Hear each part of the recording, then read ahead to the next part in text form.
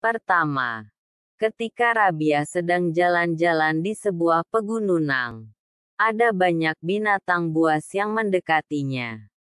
Anehnya, binatang-binatang tersebut tidak menyerang Rabiah dan sangat jinak kepadanya. Mereka bermain bersama. Tiba-tiba, Hasan al-Basri muncul dan mendekati Rabiah. Seketika binatang-binatang buas tersebut menampakkan wajah buasnya dan pergi meninggalkan Hasan al-Basri. Kedua, suatu hari Rabiah melakukan perjalanan haji ke Baitullah Mekah dengan menaiki unta. Di tengah jalan, unta yang dinaiki tersebut mati. Langsung saja, Rabiah berdoa kepada Allah. Tidak lama setelah itu, untanya hidup kembali. Rabiah pun melanjutkan perjalanan hingga sampai ke Baitullah dan pulang dengan menaiki unta yang sama. Unta yang pernah mati itu. Ketiga, suatu malam ada dua orang teman Rabiah yang datang ke rumahnya. Mereka hendak melakukan diskusi bersama dengan Rabiah.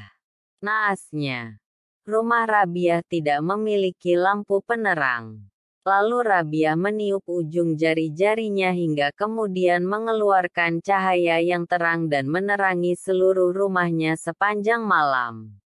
Dengan demikian, mereka bisa berdiskusi hingga pagi hari.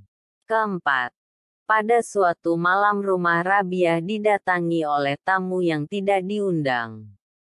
Tamu tersebut hendak mencuri pakaian Rabiah. Ketika sudah mengangkut semua baju Rabiah dan hendak kabur, pencuri tersebut bingung karena tidak menemukan pintu keluar.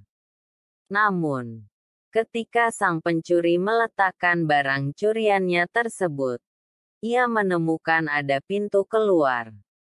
Sang pencuri mengulang perbuatannya itu mengambil dan meletakkan barang Rabiah sebanyak 7 kali.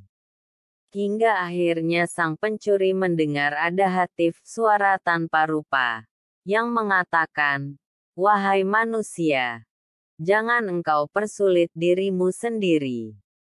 Perempuan ini telah mempercayakan dirinya kepada kami selama bertahun-tahun. Setan pun tidak berani mendekatinya." Mendengar suara itu, pencuri tersebut lari terbirit-birit tanpa membawa secuil barang pun dari rumah Rabiah. Kelima, suatu hari Hasan al-Basri mengajak Rabiah al-Adawiyah untuk salat di atas air. Rabiah merespons ajakan Hasan itu dengan sebuah jawaban yang ketus. Bagi Rabiah, adalah tidak perlu menunjukkan kemampuan spiritual untuk mencari kepopuleran duniawi. Tidak hanya itu, Rabiah kemudian melemparkan sajadahnya dan terbang di atasnya. Ia mengajak Hasan untuk naik di atas bersamanya sehingga lebih banyak orang yang mengetahuinya, daripada hanya sekedar salat di atas air. Hasan tahu jawaban yang diutarakan Rabiah itu adalah sendirian. Mendengar hal itu, Hasan hanya terdiam.